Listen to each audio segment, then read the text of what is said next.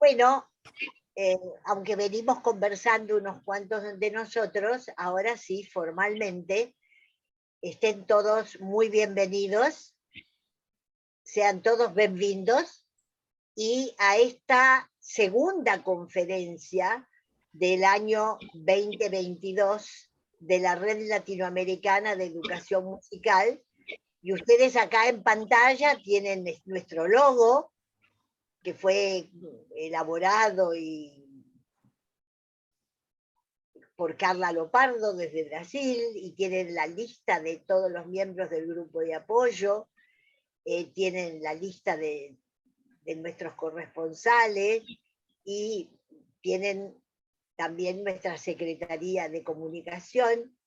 Este es un grupo que nació en una reunión de la Sociedad Internacional de Educación Musical, de la ISMER. Estábamos reunidos en Natal, supongo que no me estoy equivocando, Rosalía, y fue un gran grupo de los participantes ante una moción de Carlos Poblete Lagos, apoyado por Luis Ricardo Quirós de Brasil, Carlos Poblete Lagos de Chile. Hicieron la moción de generar un grupo de intercambio.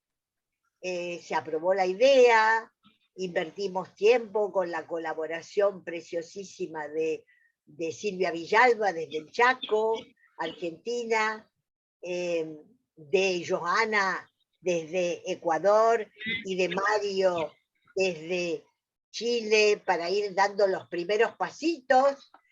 En un momento dado generamos un boletín de divulgación que ya ha alcanzado el número 10, quiere decir que se está publicando regularmente cada 2 meses, hace ya 20 meses. Hemos atravesado el COVID, hemos atravesado distintas instancias de trabajo, hemos abordado temas y modalidades de intercambio, no solamente las conferencias, sino los diálogos sobre temas, de una razonable complejidad en nuestra América Latina, como es el tema de la decolonización. No decimos que somos los únicos que hemos abordado esos temas, estamos diciendo que los hemos abordado, conversado, totalmente a corazón y mente abierta para el intercambio de las diversidades, de las coincidencias y las discrepancias. Hemos abordado diálogos sobre otro tipo de temas, y en un momento determinado, hace no mucho tiempo, a partir un poco de una iniciativa que tomaron Rolando desde Chile con Rosalía, desde México, para la red, para el RIEM, para la publicación en español de la ISBE, realizar una invitación, una convocatoria, se trabajó, se pensaron artículos que están en prensa en este momento sobre el tema de los derechos humanos, pero hace 1 mes y medio, con la enorme conmoción de lo que está sucediendo en el este de Europa, con esta enorme conmoción de ver a Europa otra vez en una guerra que en lo personal nos desconcierta, pensé que quizás, y le pregunté a Yusamara, que quizás tenía sentido que hiciéramos una conferencia sobre el tema de la educación musical considerada, mirada, pensada, entendida, analizada, desde esa expresión tan particular que llamamos derecho humano, que es el resultado de siglos de historia, que tiene un perfil, que tiene un eje, que tiene constitutivos, que tiene al lado, como siempre, del derecho la atención del deber. Es decir, tiene siempre una complejidad que juega entre la subjetividad y la objetividad. Le pregunté a Yusa si ella, con su tan particular historia de vida, tan fructífera, tan diversificada, tan de mirada tan amplia, habiendo estudiado inclusive su doctorado en sociología, con foco en sociología, en su momento en Alemania, y de donde vuelve de estar un año haciendo investigación bibliográfica y frecuentando las más contemporáneas bibliografías, aceptaba hacer una palestra, lo digo en portugués, hacer una palestra sobre este tema. Me parecía que teníamos que darnos un ámbito en la RELEM, sobre todo desde cada uno de los lugares geográficos donde estamos, los que estamos acá, y después esta palestra se graba y en el boletín número 11 va a ir entera y va a tener mayor divulgación y mayor acceso a más cantidad de gente. Me pareció que teníamos que poner el tema sobre la mesa. En mi conocimiento de tantos queridísimos colegas muy capaces en América Latina, no había persona más conspicuamente dedicada a este tipo de reflexiones y a este tipo de emociones que Yusa Mara Souza. Me alegro mucho que haya aceptado y le estoy muy agradecida por la conferencia que ya va a comenzar.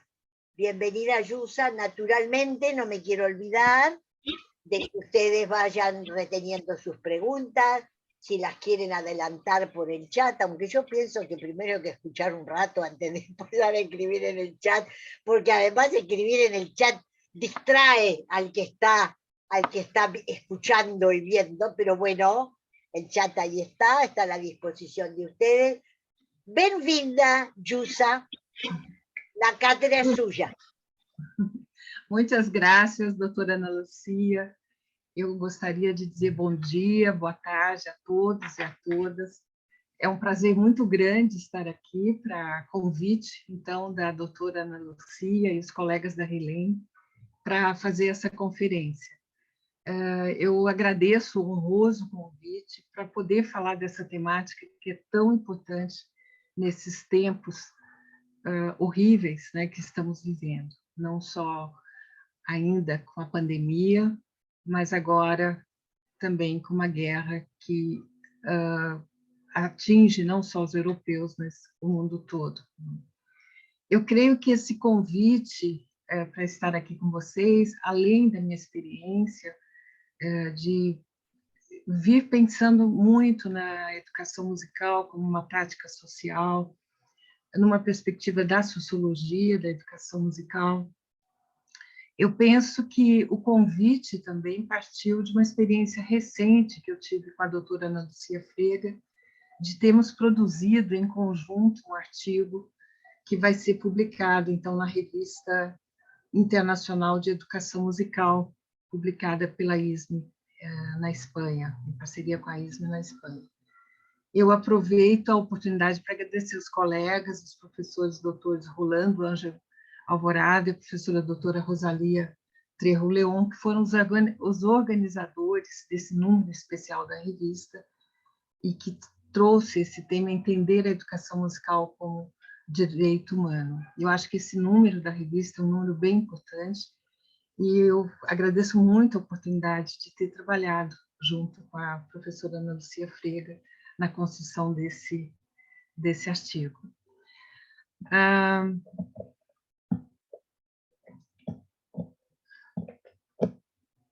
sei se a lâmina...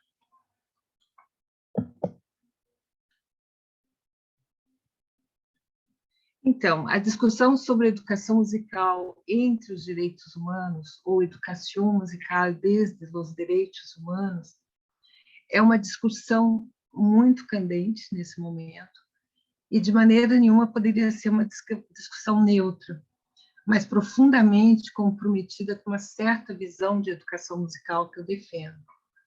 Eu defendo uma educação musical com certos valores, como a possibilidade de fazê-lo de uma forma crítica, exercitando a autocrítica, com possibilidade de se trabalhar sempre com estratégias de ações coletivas, solidárias, de transformações, mas isso tudo eu faço sempre com muita alegria, com afeto, e sempre pensando nessa construção permanente do nosso campo, mesmo com os assombros, as dificuldades, as admirações, enfim, tudo aquilo que a vida cotidiana nos apresenta e que pode nos trazer tantas questões tão problemáticas como as desigualdades, as injustiças, como é o caso que estamos a viver em nossos países, né? A grande desigualdade, por exemplo, de acesso à educação em função da situação pandêmica em que vivemos, e também a própria questão econômica,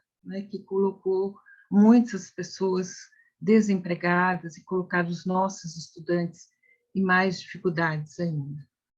Ainda sobre esse título que eu escolhi para essa palestra, faz-se necessário dizer algumas palavras. Estamos já acostumados a expressões como educação em direitos humanos e educação para direitos humanos.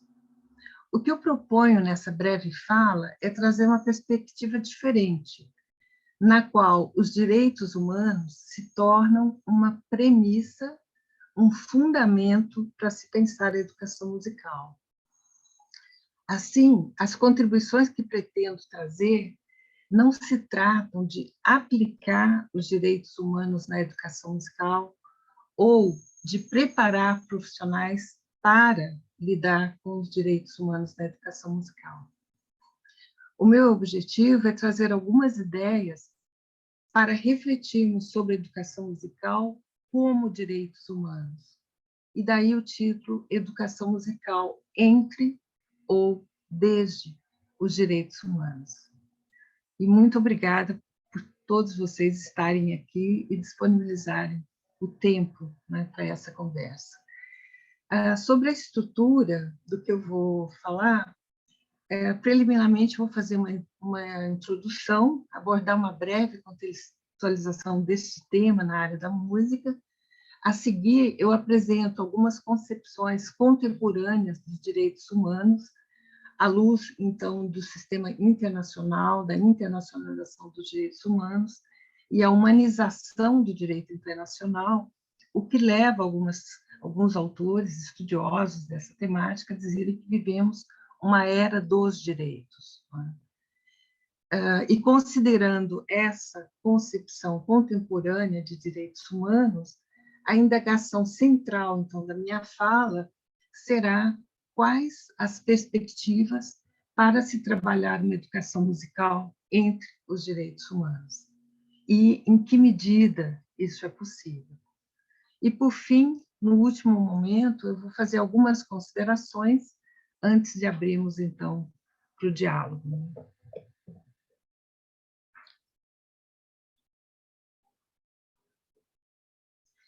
Direitos humanos são os direitos básicos de todos os seres humanos. Direitos humanos é um tema complexo, como a professora Ana Lucia já trouxe, pois, além de precisarmos ter as necessidades básicas supridas para nos tornarmos humanos, comida, casa, moradia, trabalho, emprego, segurança de saúde, existem outra complexidade que é a vida. Entre elas está a necessidade de enfrentar e superar os problemas sociais dentro de uma totalidade complexa que envolve o local, mas também o internacional, para que soluções justas e efetivas possam ser construídas. E dessa forma, são necessários avanços contínuos no alcance conceitual de direitos humanos, contemplando as necessidades básicas de justiça social, mantendo uma visão integral de direitos humanos, de forma a garantir os direitos civis, direitos políticos, os direitos econômicos, os direitos sociais e culturais. E como já foi anunciado, parece que o contexto internacional que nós estamos vivendo certamente não constitui um cenário propício à afirmação que estamos numa cultura dos direitos humanos. E muito ao contrário, né? Mais do que nunca parece que estamos vivendo uma era de desrespeitos, de desconsiderações e até mesmo de questionamentos, o que um Conselho Internacional de Direitos Humanos pode fazer. Mas, ao mesmo tempo, essa situação tem feito que nós possamos ouvir bastante o termo nos meios de comunicação. Nós temos lido nos jornais, sejam trazidos as notícias sobre os ataques da Rússia à Ucrânia, ou quando lemos sobre a suspensão da Rússia no Conselho de Direitos Humanos das Nações Unidas, ou quando trazem assuntos internos dos nossos países, como os direitos da população em situação de rua ou direitos dos povos indígenas. Então, em algum momento, todos nós já ouvimos falar em direitos humanos. Isso é certo. O tema está não só na pauta econômica, mas também na agenda de todas as áreas do conhecimento. E assim aparecem temas como a concentração do poder, silenciamento de grupos sociais, a invisibilização da nossa diversidade e que trazem pautas diárias e discussão sobre os direitos humanos. Os debates sobre música e direitos humanos têm contemplado várias abordagens, que vão desde a discussão do conceito e seus fundamentos teóricos. Depois, ao final, eu vou deixar alguns exemplos, uma literatura para quem se interessar. E também temos muitos exemplos que mostram a conexão entre música, transformação social e desenvolvimento sustentável. Então, impulsionado por essa convicção de que a música pode ajudar a resolver problemas concretos que afetam as pessoas e comunidades ao redor do mundo, muitos músicos, muitos pesquisadores têm explorado esse desejo de intervir com a música em nome da paz, por exemplo, de uma cultura da paz, e em nome de uma justiça social e dos direitos humanos. A música, portanto, tem sido empregada há bastante tempo como um agente poderoso para a mudança social. Por exemplo, as canções de protesto político na América Latina e tantas outras formas de ativismo musical. Na nossa área específica de educação musical, vários programas, vários projetos têm promovido a inclusão social com um olhar para a diversidade e a tolerância, e a música tem sido empregada como forma de ensinar sobre direitos humanos e igualdade. Então, esse reconhecimento de que a música pode contribuir de forma significativa para a justiça social e os esforços para participar dessa pauta dos direitos humanos ganhou recentemente impulso a níveis internacionais, refletido em extensos esforços da música e cultura global, por exemplo, em documentos que a própria Nações Unidas tem divulgado. Tem um documento mais recente, a Unesco, de 2017, e vários outros programas, não só institucionais, mas da iniciativa privada, que procuram privilegiar arte e cultura para resolver questões como equidade de oportunidades, de justiça, e isso acontece em todo o mundo. No entanto, eu queria trazer uma voz de uma etnomusicóloga, a Nomi Davy, que questiona um certo romantismo, um certo entendimento romantizado no que diz respeito ao papel da música nessas situações ou quando falamos música e direitos humanos. Então, ela e tantos outros autores sugerem novas abordagens teóricas e práticas que coloquem em primeiro plano as questões de impacto e eficácia, ou seja, o quanto nós conseguimos mesmo impactar ou modificar realidades. Por exemplo, essa etnomusicóloga cita que a música é frequentemente descrita como uma linguagem universal, uma noção que sugere que a música é inerentemente progressiva e capaz de transcender diferenças. Colocando-se contra essa visão, essa pesquisadora, nome Dave, ela defende uma visão mais complexa e mais restrita da música no seu papel enquanto na luta ou na permanência dos direitos humanos.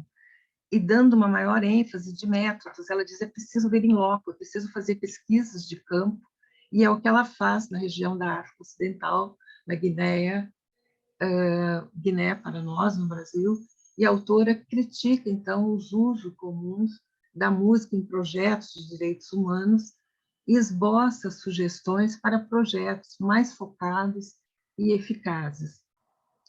Então, o que ela faz em suas discussões, em suas pesquisas colaborativas, atualmente sobre gênero, música, ativismo, é estimular uma nova discussão sobre como a música pode proteger e promover direitos humanos e capacidades humanas.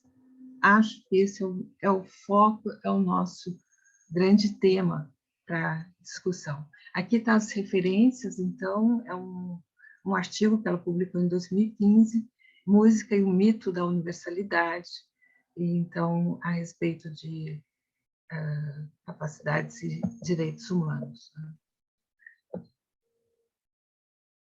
Enquanto essas discussões se proliferam nos campos específicos, como o campo da música, nos últimos anos a gente tem visto também, pelo menos no Brasil, um crescente interesse no conceito de direitos humanos e seus referentes teóricos. Afinal de contas, o que nós estamos chamando de direitos humanos?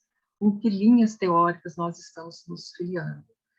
Por exemplo, para Hannah Arendt, os direitos humanos não são um dado. Ele é uma expressão construída, uma invenção humana que está em processo constante de construção e reconstrução. O jurista Norbert Bobbio também vai dizer que os direitos humanos não nascem todos de uma vez, e nem de uma vez por todas. Por isso que nós estamos assistindo a uma proliferação de documentos locais, regionais, internacionais, que procuram se atualizar nessas pautas exigidas por comunidades, pela sociedade, para que os direitos humanos façam jus às dificuldades, às necessidades desse tempo. Então, considerando essa pluralidade, eu gostaria de chamar a atenção que a nossa visão mais contemporânea de direitos humanos, ela foi introduzida pela Declaração Universal dos Direitos Humanos, publicada em 1948, e reiterada pela Declaração Universal de Viena, de 1993. Muitos de vocês devem saber, a Organização das Nações Unidas, ela tem uma sede em Manhattan, nos Estados Unidos, mas ela tem uma sede também em Viena e tem uma sede também na África. Então, esse documento é um documento bem importante, acho que não seria o caso aqui de detalhar tanto, mas é só recomendar que ele ainda é uma referência, e também destacar que esse documento foi feito num período de pós-guerra, 1948, e como resposta às atrocidades, aos horrores cometidos durante o nazismo. Então, é nesse cenário pós-guerra, especialmente com os efeitos maléficos do nazismo na Alemanha, é que surge a ideia de reconstrução dos direitos humanos como paradigma, um referencial ético a orientar a ordem internacional contemporânea. Então, esse documento vem sendo atualizado, né, por vários encontros, por vários países. Se no início eram poucos países, pouco mais de 40 países que assinaram nesse documento, o de Viena já foram quase 150 países, né, que são signatários, e E é importante dizer que essa visão contemporânea dos direitos humanos e essa universalização que nós vivemos hoje dos direitos humanos, ela traz dois aspectos que são muito importantes mencionar aqui antes de entrarmos nas questões específicas da educação musical. O primeiro é a questão da universalidade, ou seja, todos têm direito. A condição de pessoas humanas é o único requisito para essa titularidade de direitos. Ou seja, o ser humano, qualquer ser humano, é dotado de uma unicidade existencial e dignidade. E é isso que trata, então, esse princípio maior da universalidade, quando falamos em direitos humanos. O segundo princípio, que é bem importante nessas concepções contemporâneas, é o princípio da indivisibilidade. Ou seja, nós temos que ter a garantia dos direitos civis, dos políticos. Isso é uma condição para que a gente possa ter acesso aos direitos sociais, econômicos, culturais e vice-versa. Ou seja, se a gente viola um desses direitos, todos são violados. Por exemplo, se eu não tenho um emprego, o acesso ao trabalho, as condições satisfatórias de saúde ou a liberdade individual, eu não consigo ter o acesso também aos direitos econômicos e aos direitos culturais, por exemplo, né? Para fazer parte, ter acesso aos bens culturais. Então, portanto, os direitos humanos, com essa indivisibilidade, a expressão de direitos humanos trata-se, então, de uma unidade indivisível, interdependente, interrelacionado. E por isso que é tão complexo, porque nós temos que dar conta de todo esse catálogo de direitos, né, que vão se refinando, vão sendo construídos, dada a sua historicidade. E é por isso também que vocês vão ver algumas expressões do tipo integral, né, uma visão integral. O integral tem a ver com essa indivisibilidade, ou seja, se a gente não tem os direitos civis e políticos e nem liberdade, a gente não tem os direitos, por exemplo, culturais e sociais, tais como a censura, né, a questão de censura de obra de arte, censura de músicas, ou mesmo a censura de expressão, né, sobre o que pensamos, no caso da nossa área da música, da educação musical. Então, todas essas preocupações, para encerrar essas definições, é bem importante que essas necessidades fundamentais não fiquem à mercê apenas de atitudes de caridade ou de programas que são passageiros, né, que são, na verdade, que oferecem uma falsa dignidade para as pessoas. E por isso que é tão importante pensar, definir direitos humanos como políticas de Estado, Estado-nação. Né? E sabendo que cada Estado-nação, mesmo na América Latina, a gente tem nossos pontos comuns, mas também muitas diferenças. Assim, quando vamos olhar para outros países também, por exemplo, que não mantém o direito à educação de meninas e mulheres. Feitas essas considerações gerais e alguns princípios, que é bem importante, que visão que eu vou estar defendendo, eu vou passar, então, para o nosso tópico específico, que é falar um pouco das perspectivas para a educação musical entre os direitos humanos. Então, olhando para essas definições, podemos afirmar que há muitos desafios para se trabalhar a educação musical no contexto dos direitos humanos, especialmente para os países latino-americanos. Como já disse, direitos humanos não existem por decreto ou legislação, mas sim por meio de construções sociais e humanas que vão sendo forjadas no cotidiano das nossas relações, em diferentes âmbitos e junto a distintas problemáticas. E para garantir a preservação desses direitos humanos, as culturas devem e podem se nutrir uma das outras e de suas diversidades, implicando no reconhecimento mútuo. E isso, por sua vez, exige uma dimensão de universalidade que se manifesta em compreender a necessidade ética do acordo e do diálogo, gerando respeito e a convivência entre as diferenças. Esse tem sido um grande desafio, não só político, como estamos vendo, mas também educacional, e no nosso caso da educação musical, o tema das diferenças, que tem sido trabalhado há tanto tempo por tantos colegas, né? E o enfrentamento dessas questões remete a alguns desafios que eu vou destacar. E aí, esses desafios, para cada um deles, eu vou trazer um exemplo bem concreto do que está sendo produzido, uma produção atual na nossa literatura de educação musical. Então, um dos primeiros objetivos, como eu já mencionei, direitos humanos estão em constante processo de elaboração. Então, se talvez na década de 50 nós tínhamos os direitos civis e políticos muito influenciados pela voz do Norte, né, pelos Estados Unidos, eu acho que nesse momento é possível ouvir um pouco mais as vozes do Sul, né, as vozes do Terceiro Mundo, as vozes abaixo do Equador, revelando preocupações, demandas e prioridades de cada uma dessa região. E esse avanço nós temos visto na educação musical, por exemplo, com educadores que vêm pleiteando trabalhos que remetam à questão da justiça social. Daí eu queria trazer como exemplo um trabalho que ainda está para ser publicado, ele vai ser finalmente publicado em 31 de maio de 2022, mas esse texto já está disponível, né? Ele está no Trello, mas está disponível, que trata da sustentabilidade musical, direitos humanos e justiça futura, né, da Catherine Graham.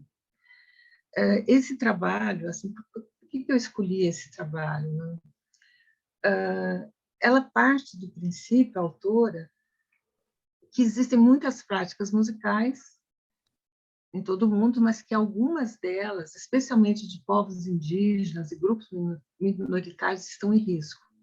Embora a gente saiba que são muitas as razões, né, para essas mudanças sociais, questão da globalização, da urbanização, da modernização, mas a gente, assim como a etnomusicologia, a musicologia, também a gente tem que reconhecer e pensar nesses temas e nessas relações que são profundas e complexas. Né?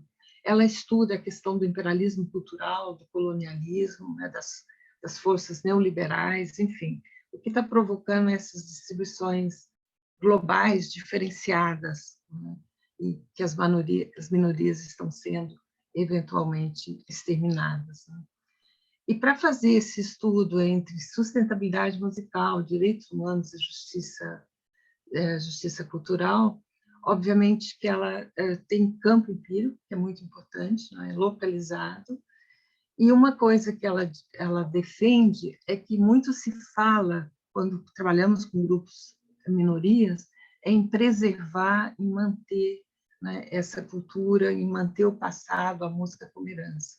Mas ela vai um pouco além, ela está pensando nas gerações futuras, por isso essa ideia de justiça futura, justiça social futuro, né, e quais as implicações das futuras gerações para essas escolhas que estão sendo feitas agora. Sabe?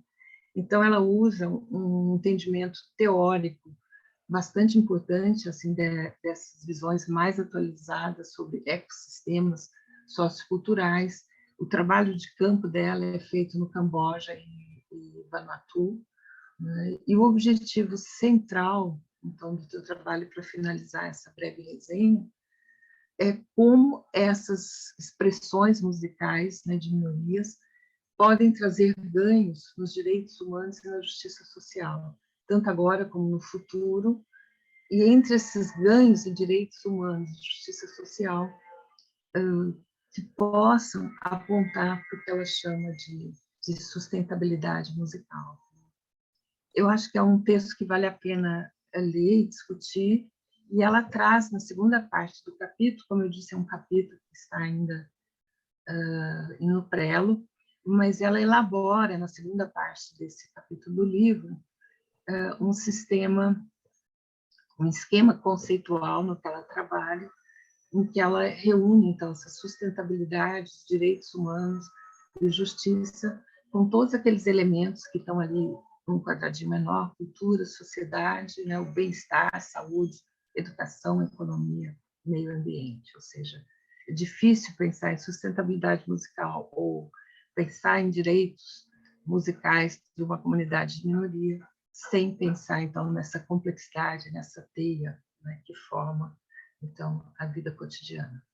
Acho que, por esse primeiro exemplo, dá para a gente perceber que direitos humanos e música / educação musical é complexo, porque, de alguma forma, nós temos que trabalhar de forma interdisciplinar com outras áreas, né? Direitos humanos não é mais uma disciplina apenas do direito, como uma subdisciplina, né, da área de direito, mas é uma disciplina que tem conversado com antropologia, com história, né, com sociologia, e por que não com a educação musical. A segunda perspectiva diz respeito a essa ideia que direitos humanos ele não só trata de uma universalidade, por isso que tem a Declaração dos Direitos Humanos no nível internacional, mas ele também trata de políticas bem específicas e direcionadas a grupos socialmente vulneráveis, grupos que são vítimas preferenciais da exclusão. Aqui nós poderíamos citar o caso de mulheres, crianças, né, populações afrodescendentes, os migrantes, as pessoas de necessidades especiais, né, grupos LGBTQI+, e tantos outros grupos e categorias vulneráveis. Então, esses grupos devem ser considerados em suas especificidades, e por isso que existem também grupos específicos, documentos específicos, porque, nesse caso, não é possível tratar o indivíduo de forma genérica, geral e abstrata, né? É preciso esse respeito à diferença, à diversidade, e que vai lhes garantir um tratamento especial. Então, considerando, por exemplo, os processos de migração, isso eu vivi bastante na Europa, tanto no período em que eu estava fazendo meu doutorado, em que nós vivemos a Guerra da Bósnia, né, 1993, 1994, e eu cheguei a trabalhar na escola com refugiados dessas regiões. Hoje também nós vivemos novas levas de migrantes, né, no caso ucranianos, esparramados pelo mundo, mas esses processos de migração, eles também são muito complexos, porque essas pessoas migram para outros países e elas, de alguma forma, elas perdem ou se deslocam os direitos civis, o político, econômico, social e cultural. Elas são desligadas de uma forma muito bruta, né, muito abrupta, né, do seu país, da sua língua, das suas tradições. E por isso que eu trouxe um exemplo, que é um grupo da Áustria, que tem trabalhado muito esse tema de música e migração. Esse é um livro que está também totalmente disponível, ele está em alemão, mas é um livro que foi originado de um congresso que fizeram na Áustria em 2016, e justamente para discutir o tema música e migração. E nesse livro, que é um livro de 288 páginas, tem contribuições também específicas da educação musical. A gente tem notícias, por exemplo, de trabalho de educação musical em campos específicos de refugiados. E a gente sabe que isso na Europa hoje é um grande tema, né? Nós temos os refugiados não só já fixados nos países, mas refugiados que estão à deriva, estão em barcos, né, que ainda não conseguem ter um acolhimento e ter um aporte. Então, esse livro é uma referência, eu acho bem importante no grupo, eles têm aberto também então, para outros campos, campo da música popular, da educação musical, da musicologia histórica, por exemplo, para a gente relembrar os casos de migração no século XVII, no século XVIII, e as contribuições também para a área de música. É um livro também, como eu falei, ele está disponível, né, de forma gratuita. No final tem todas as referências, quem se interessar também eu posso disponibilizar. Uma terceira perspectiva, né, para trabalhar educação musical entre os direitos humanos é a necessidade que a gente tem de incluir a nossa área, o nosso tema, nessas agendas sociais de instituições e organizações públicas e privadas, locais, regionais, internacionais. Então, para isso, é claro que a gente precisa estabelecer as parcerias. Acho que a RELEM é um grande exemplo, né, dessa articulação mais regional da América Latina.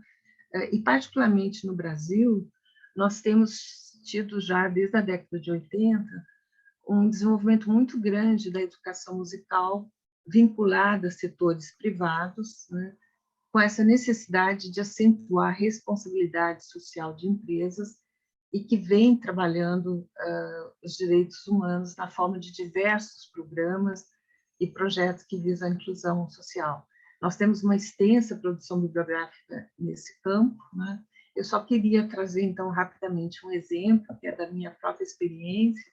Em 2014, eu organizei um livro junto com os colegas Magali Kleber, Antônio Dias Nascimento, Maria de Fátima Quintal de Freitas, a Renata Weiland, Ednirã Maciel e a Vânia Fiado, um livro que se chama Música, Educação e Projetos Sociais, em que também nesse livro nós procuramos discutir essa preocupação com refletir sobre o papel da música, né, na formação de sujeitos, na promoção da inclusão social e, principalmente, a questão da formação de profissionais para trabalhar nesse campo. E, então, para fazer alguns pequenos comentários, breves comentários, esses projetos eles atingem diferentes públicos, crianças, jovens, adultos, idosos, né, com interesses políticos diversos e objetivos também diversos, mas nós temos feito um esforço de estar discutindo esses conceitos de inclusão, intervenção, cidadania e participação de uma maneira um pouco mais crítica e mais profunda, e também tentando avaliar aquilo que a Nomi fala para a etnomusicologia, para que esses resultados de inserção social, de projeto social, não sejam avaliados como experiências assistencialistas, né, ou alienantes, e que, na nossa visão, todos os autores que participaram desse livro concordam, e que, na nossa visão, isso não ajudaria aquela ideia da formação para a cidadania, ou uma conscientização política, ou mesmo uma democratização da educação musical. Então, muitos projetos que nós avaliamos, eles são frágeis, né, no que diz respeito também à avaliação dos seus impactos, né, e da sua eficácia, ou mesmo se esses projetos estão garantindo e considerando, né, a temática dos direitos humanos. Um quarto ponto é a questão que a própria Declaração de Viena, de 1993, de novo, é uma atualização da Declaração dos Direitos Humanos de 48, ela recomenda que é fundamental adotar medidas para assegurar a maior justiciabilidade, ou seja, a possibilidade de reclamar, de exigir os direitos humanos de seu cumprimento efetivo, e a exigibilidade, ou seja, o que a gente pode exigir em termos dos direitos sociais, econômicos e culturais, e elaborar indicadores técnicos, científicos, que sejam capazes de mensurar esses avanços na implementação desses direitos. Né? Todas essas recomendações valem também para o campo da educação musical, e eu encontrei um exemplo que ilustra bem essa preocupação, que é um trabalho feito por Maja Harmony e David Herbert, da Academia Sibelius, da Finlândia, e é um trabalho que trata das minorias como garantir a proteção dos sujeitos de direito, né, de minorias. Eles fazem esse trabalho de uma perspectiva, na dimensão filosófica, e o campo empírico eles trataram, então, é um estudo comparativo entre 3 grupos, né, os Maori pacíficos, que habitam, né, a Nova Zelândia, grupos, então, na Coreia, no Japão, e os chamados nativos americanos dos Estados Unidos. Né? Esse é um artigo que foi publicado em 2009, ou seja, já há bastante tempo, né, que temos colegas preocupados. Nessa perspectiva internacional comparativa, eles procuram, então, discutir essa questão do universal, né, o que todo ser humano tem direitos, os direitos das minorias étnicas, né, e em que medida as crianças e adolescentes dessas minorias culturais têm direito à sua própria música, né, a músicas não necessariamente ocidentais, e o quanto que isso está sendo contemplado. Uma coisa que eu acho bem interessante nesse trabalho é que ele termina com recomendações, não é? Então, não é um trabalho só de análise teórica, empírica, né, desse campo, mas eles terminam também com recomendações do que fazer para atender, então, esse objetivo de dar o direito às crianças e adolescentes às suas próprias músicas, né? E, por fim, a última perspectiva, muitos autores defendem que para a gente ter os direitos humanos, né, os sociais, econômicos, culturais, realizados, isso não pode ser só uma obrigação moral do Estado. A gente tem vários pactos, né, que reúnem esses estados, né, 193 países, 150 países, mas também temos que lembrar que o Estado ele tem suas limitações, então ele consegue fazer até um determinado ponto, os recursos disponíveis. Cada país da América Latina, nesse momento, tem passado por muitas crises, né, muitas dificuldades. Então, para atingir essa plena realização dos direitos, é possível a gente contar com as... É necessário, né, as políticas públicas para que isso não seja passageiro, mas que fique realmente como política de Estado, né, como desejo, ou seja, contar com o Estado, contar com as articulações, né, mas a gente tem que ter esse mínimo garantido pelas políticas públicas. E um bom exemplo disso no Brasil, que nós temos vivido muito, é a própria inserção da música na escola, né? Ou seja, o direito a uma educação musical escolar. Nós já temos isso estabelecido há bastante tempo por lei, mas ainda lutamos, né, por uma efetivação do direito a essa educação musical, no que diz respeito às leis que vêm sendo modificadas, transformadas, mas também às suas interpretações. E também é um problema. Então, eu penso que a educação musical como direito humano, né, desde o direito humano, nós temos que reconhecer também a educação musical escolar, porque ela implica todas as crianças, né, ela é obrigatória pela nossa Constituição, pelas nossas legislações, e o que modifica pensar a educação musical escolar nessa perspectiva é lembrar que a escola está inserida numa comunidade cultural, né, numa ambiência comunitária que nós temos que considerar.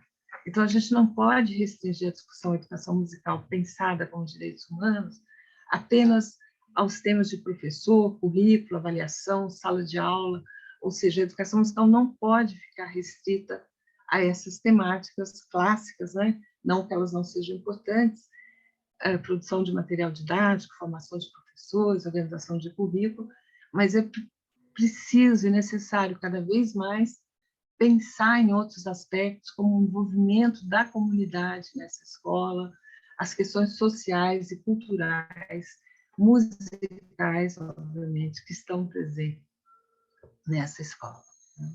Nessas escolas do Brasil. E, por fim, fazer algumas considerações finais. O meu objetivo foi propor uma reflexão crítica a respeito da educação musical entre os direitos humanos, a partir dessa concepção contemporânea. A literatura, né, que nós temos, geralmente ela trata, como eu falei, muito mais para os direitos ou em direitos, mas ainda precisamos avançar na questão do pensar como direito humano. Então, por analogia, ao pensar na educação musical, que é minha área de conhecimento e de trabalho, eu pretendi trazer esse tema de um novo ponto de vista. Por isso o título da educação musical entre ou desde os direitos humanos. E dada a complexidade, né, as inúmeras interfaces que esse tema permite, nós temos variações territoriais, temporais, culturais, econômicas, né, que influenciam, que afetam, né, os valores. Obviamente, eu não consegui, em 50 minutos, esgotar esse tema, mas eu fiz alguns recortes, trouxe alguns exemplos de educação musical, para mostrar que ela também, que a nossa área também, pode postar-se ao lado da discussão dos direitos humanos e em defesa desses princípios básicos já colocados desde a Declaração dos Direitos Universais e outros documentos específicos importantes. Eu não falei aqui, mas nós temos também os documentos específicos para a música, para a educação musical. Esse foi um objeto de trabalho também num artigo que eu mencionei, em parceria com a professora Ana Lucia. E o que eu tentei, então, foi dialogar com esses marcos referenciais que são do direito, que são da sociologia, mas eu espero que essas reflexões possam contribuir, né, para um processo de mobilização, que a gente se mobilize, continue nas nossas lutas, né, para a concretização do direito humano à educação musical, e que nós possamos participar de uma educação musical destinada a garantir, a preservar, recuperar e fortalecer os direitos à dignidade, à igualdade e à vida. Muitas graças às referências.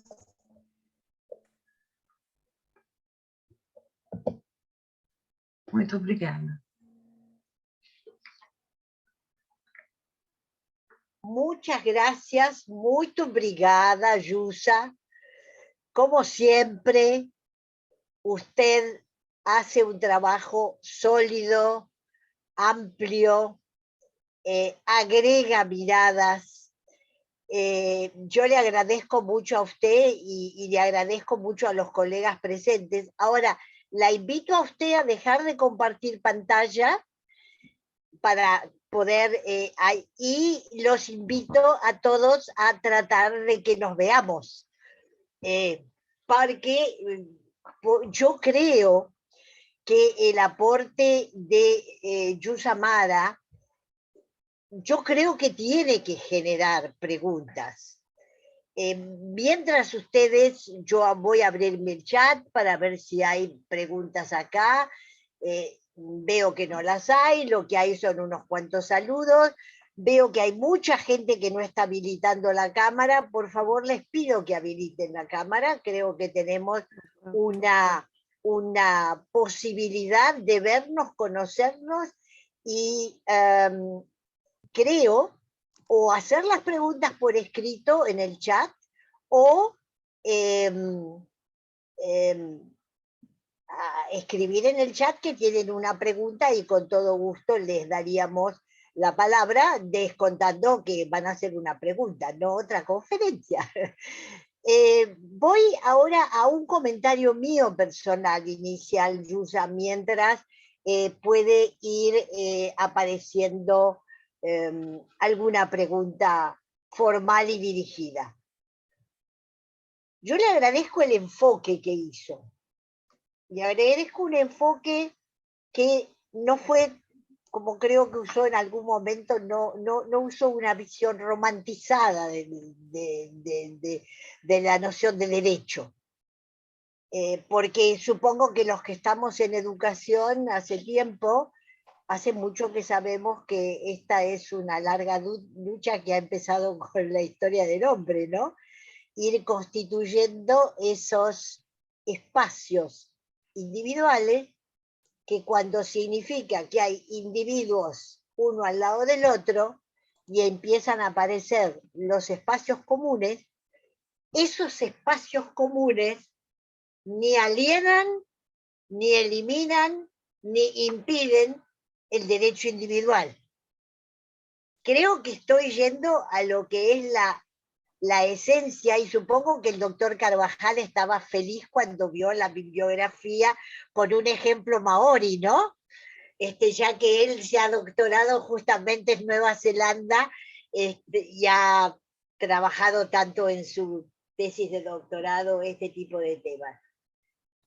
Yo les digo la verdad, y todavía no veo aparecer Lo que veo, a ver, acá hay alguien que dice que el hospedador no permite no sé qué. Supongo que el hospedador a alguien no le está dejando habilitar la cámara. Por favor, hospedadores, permitan que la gente abre las cámaras. Quizás las tienen desde el centro del hospedador bloqueadas, pero la idea es que nos veamos las caras. El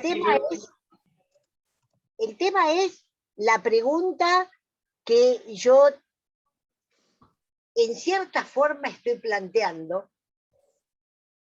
Cada vez que vemos que sea el ámbito en el que sea, el tema de los límites o las fronteras o las borderline o como lo queramos llamar, entre el individuo persona única o el individuo en grupo,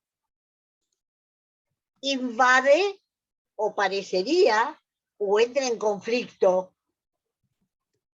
Es decir, a mí me preocupa, y quienes nos acompañan en RELEM saben, por eso trabajamos tanto en tema de decolonización, que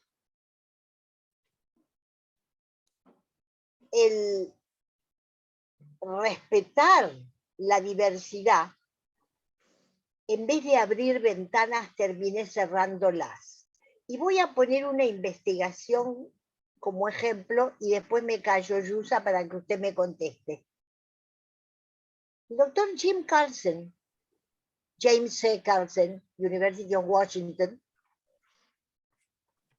a fines de la década del 70, presentó ya en los congresos de la ISME sus investigaciones sobre expectativas, llamémosla de léxico musical posible.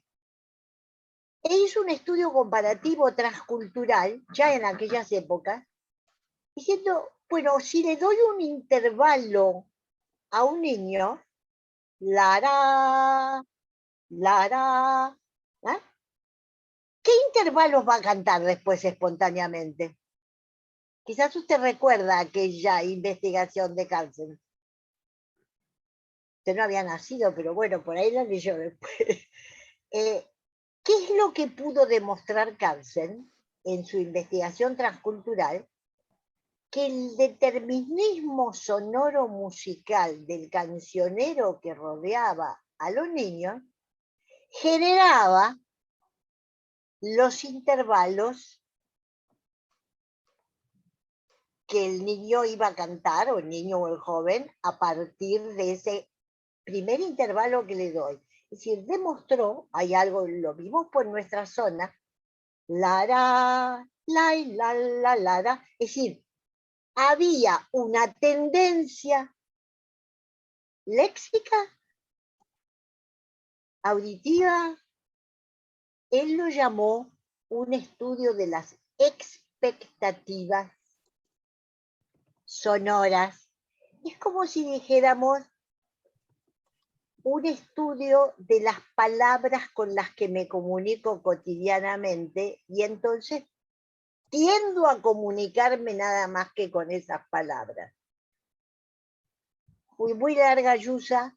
Usted sabe que a veces yo soy muy larga, pero creo haber explicado un estudio que demuestra que hace décadas que nos estamos preocupando con el tema de que dejemos de lado el eurocentrismo, ya sabemos que es algo que no nos ocupa más, pero este hecho de que si el niño tiene un horizonte sonoro muy restringido y muy acotado, va a tender a pensar en esa restricción y acotamiento. Lo cual hace que tenga un horizonte sonoro, auditivo, creativo, limitado. ¿Qué reflexión le merece esto a usted? Porque a mí me parece que algunos intentos hegemónicos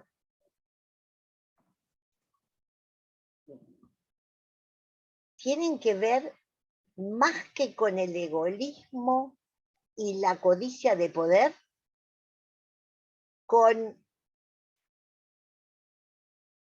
esta necesidad de usar lo que conozco y vengo usando y me parece que le abre fronteras al otro. Me callo, Yusa, a ver qué le genera esta reflexión mía.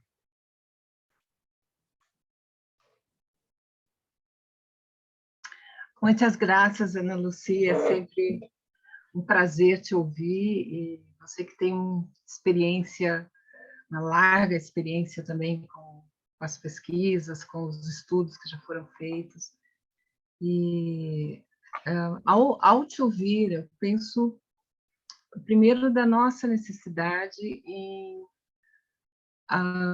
articular melhor os conhecimentos que a gente produz na nossa área específica de educação musical com aqueles de outras áreas. Eu sempre defendo que nós não somos uma área interdisciplinar, nós somos uma área que tem seus objetos de estudo, seus interesses, mas não há como negar os avanços de outras sub-áreas da música que nos faz também repensar. Então, acho que tu trazes uma grande questão que nós aprendemos muito com a etnomusicologia, que é a questão da relativização do próprio conceito de música, né? Não só a sua universalidade questionada, porque uma criança pode não entender essa pequena melodia que tu cantou, ela pode não entender isso como uma melodia, né? Isso tem vários estudos que mostram, por exemplo, no Brasil, entre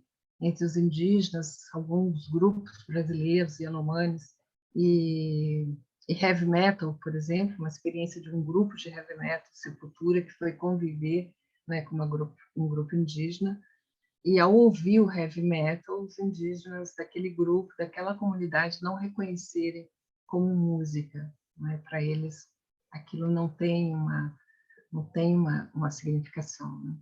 Então, eu acho que esses conhecimentos que a etnomusicologia tem nos trazido, que nos provoca essa relativização, o relativismo, né, que se torna também uma grande questão, eu acho que esse é um tema central, né, nos dias de hoje, para se pensar do que estamos falando quando falamos em música e quando falamos em educação musical, que conceitos de música nós estamos pensando.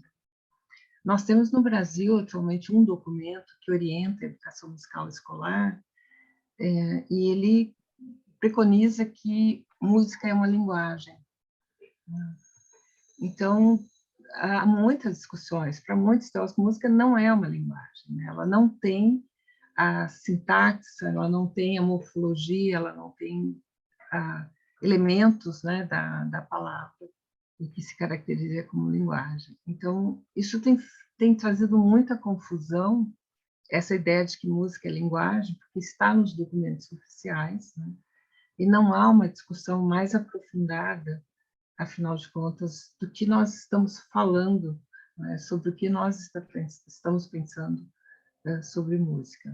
Então, me parece que isso é um ponto de partida em toda a discussão, quando a gente quer pensar, por exemplo, em convivência, em diálogo, né, com outras culturas musicais. Eu acho que já há um entendimento de pensar em culturas musicais no plural, ou em mundos musicais, como a Feininger chama, né? Mas isso precisa, na prática, e principalmente nesse dia a dia, né, da educação musical escolar, isso precisa ser exercitado. E não só em culturas distantes, eventualmente, das nossas, como Maori, ou, né, grupos da Nova Zelândia, mas os próprios grupos urbanos, né, que a gente tem essa convivência de vários grupos urbanos musicais, de jovens, de várias cenas musicais, né, que estão em paralelo, né, que convivem, e que ainda há muito estranhamento, por vezes, entre uma cena, entre participantes de uma cena e outra, né, grupos de rock, com grupos de samba, com grupos de outras modalidades, enfim, de outras experiências musicais, né?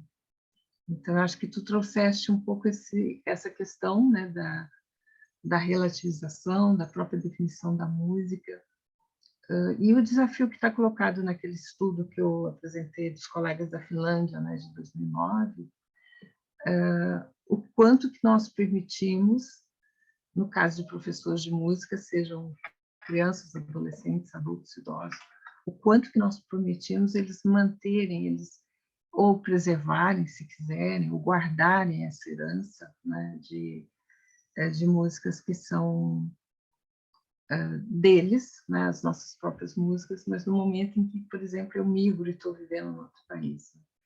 Na Alemanha, isso foi bastante discutido nos anos 80 com as crianças oriundas da Turquia, por exemplo, né? A Alemanha teve várias levas de migração da Turquia, a primeira foi logo pós-guerra, anos 50, mas hoje já é a maioria, né, os migrantes turcos, e isso já na década de 80, no período que eu vivi lá, era uma grande questão, inclusive para os professores de música, né, alemães, como lidar com essas músicas que eu não sei a língua, né, eu não sei o significado para aquelas pessoas, né, e que espaço e como nós podemos ajudar que essas pessoas mantenham, né, esses suas heranças, esses seus repertórios, né? É como eu comentei, eu vivi isso muito diretamente com as crianças advindas da Bósnia, que elas foram jogadas em contêineres, né? Elas habitavam contêineres na Alemanha, então sem o direito, o que eu falei, a moradia, tudo era improvisado, né? E frequentavam a escola, uma escola que eles nem conhecem a língua, né?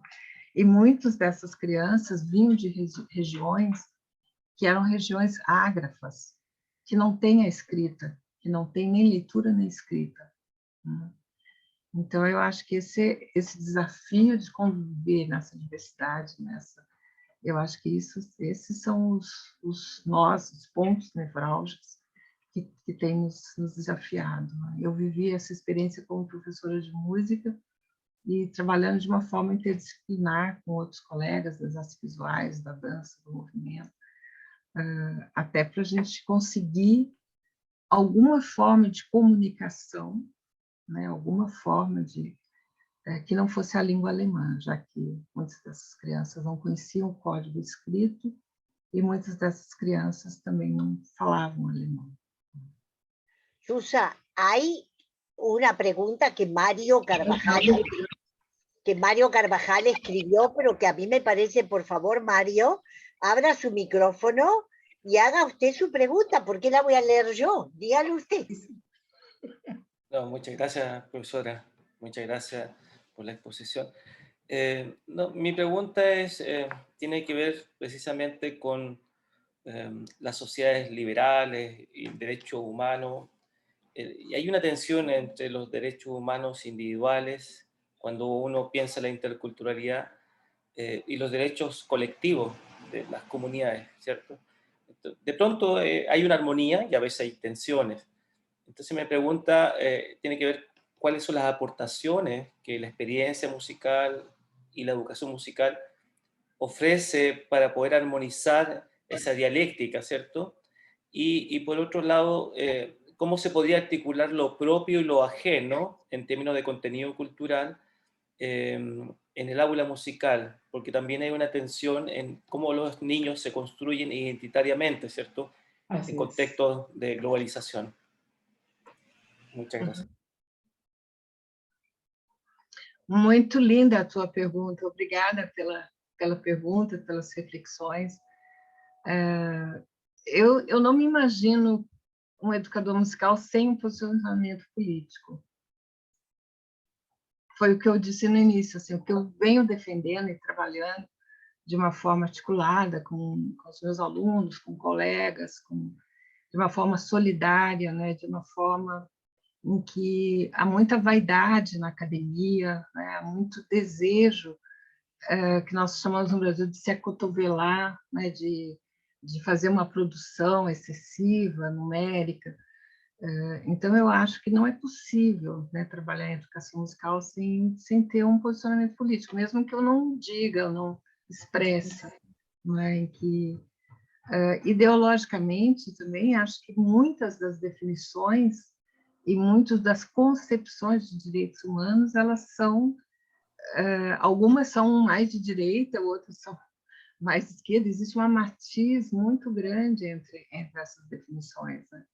E, claro, eu procurei trazer algumas definições com as quais eu compartilho, né, com autores que eu tenho lido. Eu quero dizer também que eu não sou da área de direito, né? Eu tive uma formação muito boa na Alemanha na parte da sociologia, em parte da sociologia, não é minha especialidade, direito, né, mas é uma área que eu tenho lido, então, por isso que eu disse também que eu não sou especialista em direitos humanos, mas eu sou uma leitora bastante interessada, e não só em entender essas discussões atuais, mas entender também o que isso tem a ver com o meu trabalho, né?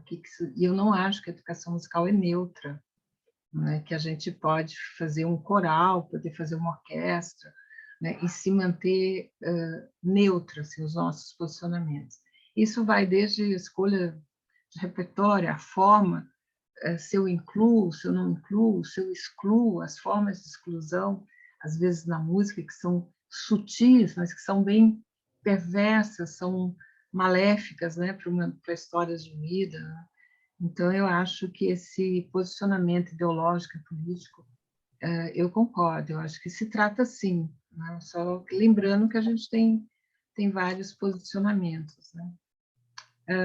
E acho que as suas perguntas são excelentes, que eu acho que nós podemos levar essas perguntas para a vida, para os nossos ambientes, e tentar responder a cada dia, né? Porque assim como direitos humanos não é um conceito fixo, né, ele vai sendo construído, vai sendo reinventado, eu acho que essa educação musical também, ela vai sendo reinventada, né, e maneiras de trabalhar, ou temas, né, por exemplo, gênero, raça, eram temas que a gente achava que era só sociologia, só antropologia, né, que tinha relação com esses temas. A gente demorou a ver que a educação musical também está implicada, as relações antirracistas, né, a questão se mulheres podem tocar determinados instrumentos, ou se homens podem tocar determinados instrumentos, ou se eu posso tocar na academia e tocar em espaços não acadêmicos. Isso tudo acho que nós já evoluímos um pouco, né, as nossas concepções, mas lembrar também que educar musicalmente é sempre comprometido com o tempo, com a historicidade. Não tem como a gente pensar, vou educar musicalmente como eu educava 20 anos atrás. Então, por isso que eu acho que as suas perguntas são excelentes, né? E quiçá todos aqui compartilhem também, né? E possam levar, né, essas perguntas, como a questão do acesso, né? Quem tem direito a acessar uma educação musical? Pelos princípios dos direitos humanos contemporâneos, todos, né? E esse todos também significam alunos com necessidades especiais, significam pessoas mais velhas que não tiveram oportunidade, né? Então, podem iniciar com 20 anos, com 30 anos. E esse é um desafio, né? Porque para a nossa formação, iniciar musicalmente tem uma idade certa, né? Então, aquilo que foge desse padrão, né, de iniciar um violoncelo com 20 anos, né, iniciar a flauta transversal com 30 anos, isso se torna um problema. Então, na tua pergunta, quem tem direito a acessar, a gente tem inúmeros, imagino que o público que está aqui também tem inúmeros exemplos que tem a ver com essa questão do acesso, né? A professora Ana Lucia trouxe a questão do poder, né? A gente se dá conta também nessas nossas microdecisões se o aluno vai poder participar do coral, se ele vai poder participar da orquestra, ele só vai poder participar da orquestra se ele for um bom aluno na escola. Então, são todos critérios de inclusão e exclusão, e que muitas vezes, né, no dia a dia, seja na educação musical escolar, educação em projetos sociais, as pessoas não se dão conta disso, né? Com a mais boa intenção, né, de fazer um trabalho inclusivo, né, elas acabam excluindo.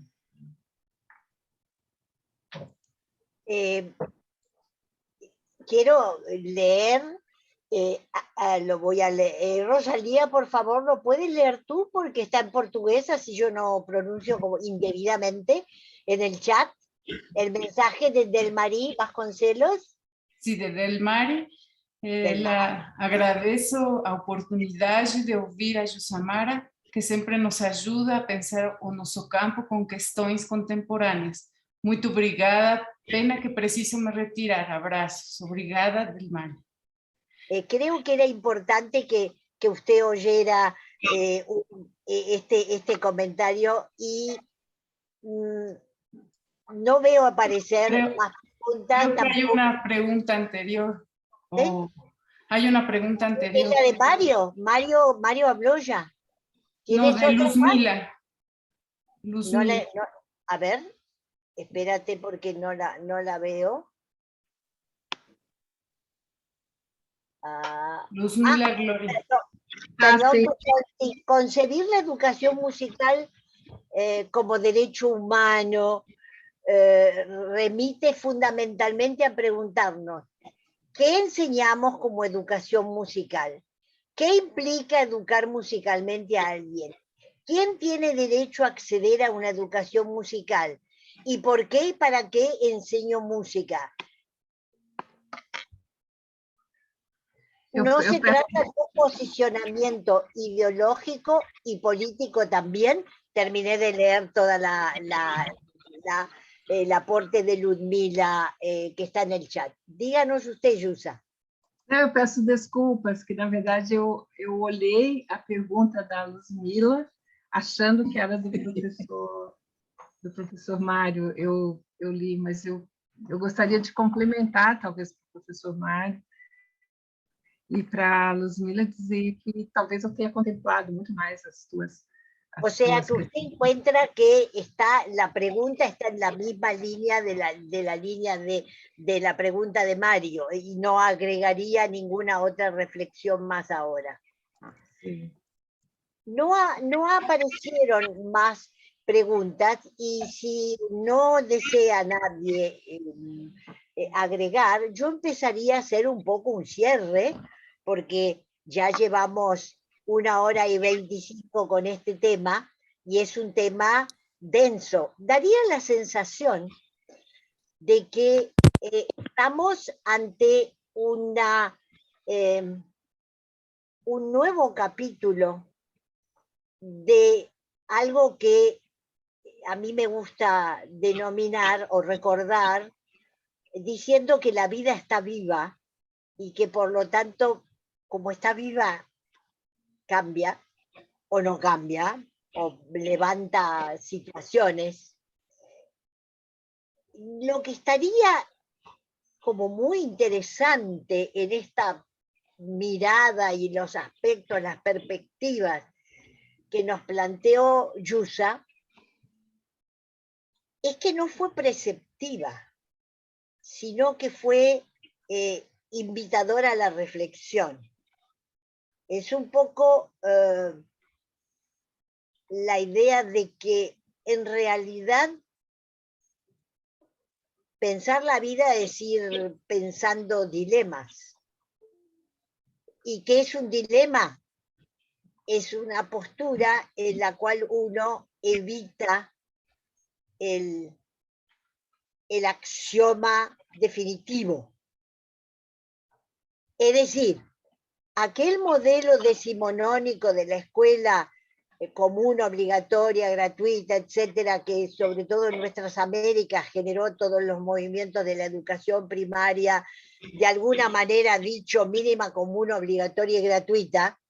Toda América Latina ha vivido esto desde fines del siglo XIX hasta ahora, y que quizás en algún momento congeló una determinada situación de contenidos y métodos,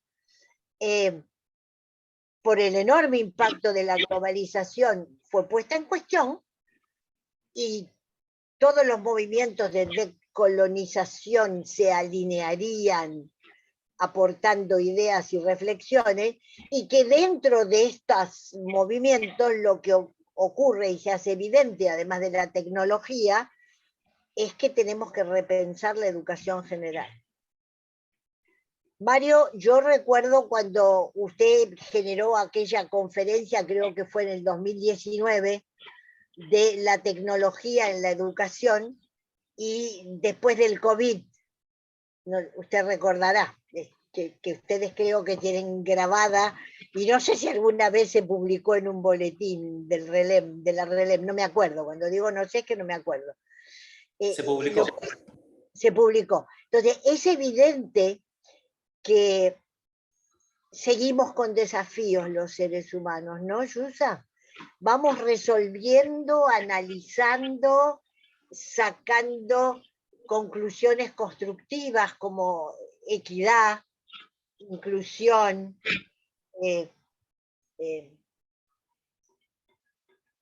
alfabetizar no solo para tener a la gente para que aprenda lo que X quiere que aprenda, sino para que sea un poco libre y tenga un mecanismo de acceso a la información. Sería algo así.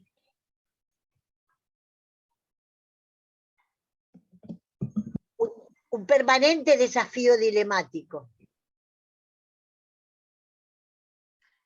Eu vejo assim também, né? Nós temos desafio que é contínuo. Isso tanto é contínuo a questão das definições, né, de direitos humanos, é uma tarefa contínua, né?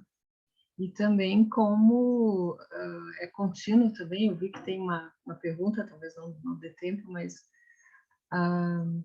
a questão de garantias, né, dos direitos humanos, a gente vai ganhando, vai conquistando, mas em determinados momentos há retrocessos, né, por questões políticas, por questões econômicas.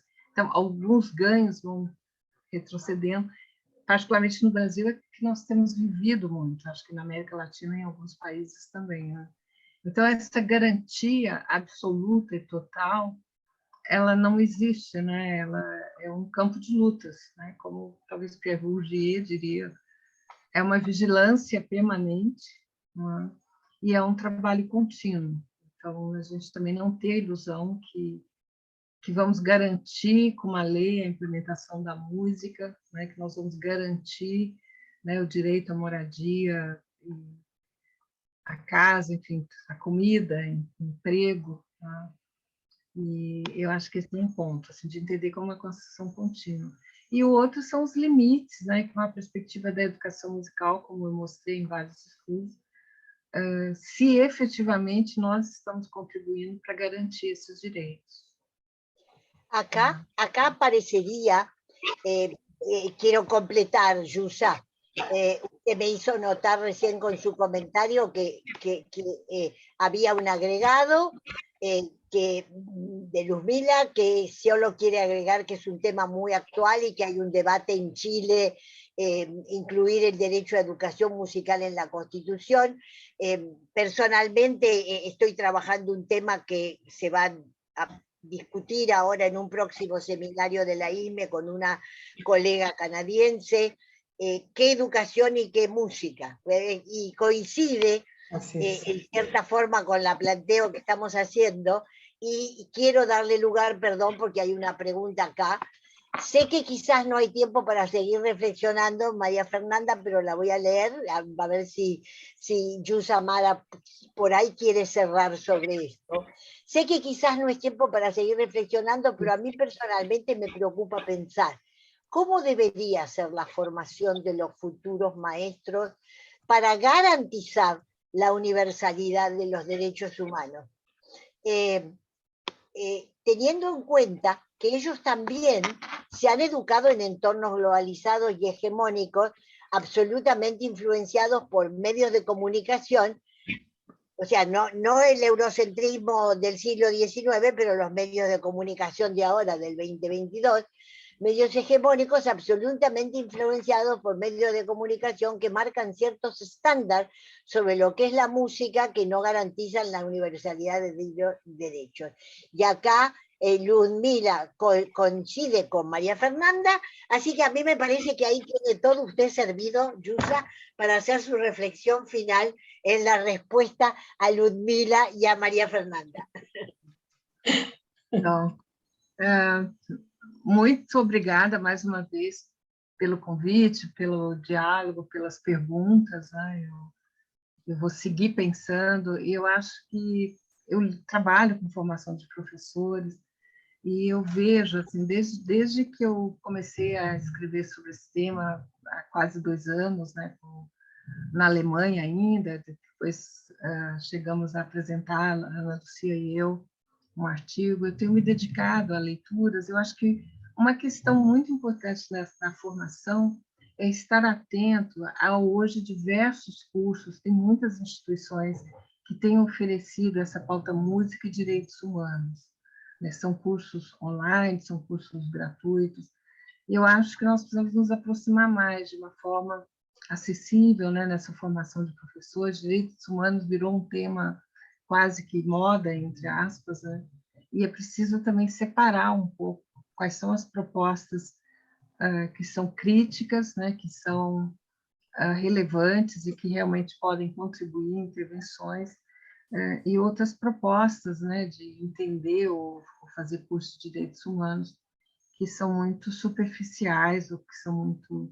Então, eu acho que uma sugestão para nós e para nossos alunos de formação é selecionar um pouco essas leituras, esse contato, né, com um tema que é tão complexo, difícil, árido, né? Mas a gente tendo um acesso, eu espero ter contribuído, pelo menos para a gente provocar e pensar, né, assim, olhar um pouco mais para o lado e entender o que está acontecendo e o que nós temos a ver com tudo isso, né? Então, eu agradeço muito as perguntas, quizá a gente se encontre em outras oportunidades para conversar mais, quem sabe presencialmente, podemos tomar um café juntos e falar de coisas que são tão importantes. Fico feliz em saber que o Chile está, então, nessa luta e nessa construção da educação musical como direitos, e incluindo na sua Constituição. Muito obrigada. Muchas gracias, Yusamara. Muchas gracias, Mario, porque su universidad nos ha dado el apoyo tecnológico, la plataforma fundamental para que pudiéramos funcionar, y le agradezco su presencia. Les agradezco los aplausos que están poniendo para Yusa. Podemos aplaudirlas también así, lo que queramos. Gracias. Muchas gracias. Ustedes sepan que esto se grabó y que en el boletín número 11 ustedes saben que se distribuyen gratuitamente, por supuesto, y saben que el grupo de integrantes, acá hay muy lindos mensajes en el chat, usted los va leyendo también, Yusa, les agradecemos a todos. Entonces decía que en el boletín número 11 se va a publicar esta conferencia de Yusamara, que yo supongo que muchos van a usar después para o generar actividades en sus entornos o compartir con los colegas, y yo me despido agradeciendo, y sobre todo un poco a lo Violeta Parra, ¿no? Lo único que quisiera mantener el optimismo hasta el final yo, gracias a la vida que me ha dado tanto, la posibilidad de hacer todo esto y de encontrarme con tantos de ustedes y de distintos lugares del mundo, y además de distintas generaciones y de distintas experiencias, y decirles que el RELEM está a la disposición de ustedes, que además tenemos los cuadernos, que el próximo número 3 ya va a salir el 30 de abril, y que ya tienen a disposición para poder publicar o divulgar. Y bueno, y los invito a que nos una linda sonrisa entre todos y nos aplaudimos a nosotros mismos, porque trabajamos muy bien hoy para hacer día viernes y fin de la semana. Muchas gracias Lucas, muchas gracias a todos. Gracias, Yusa, gracias a todos. Será hasta la próxima. Até a próxima.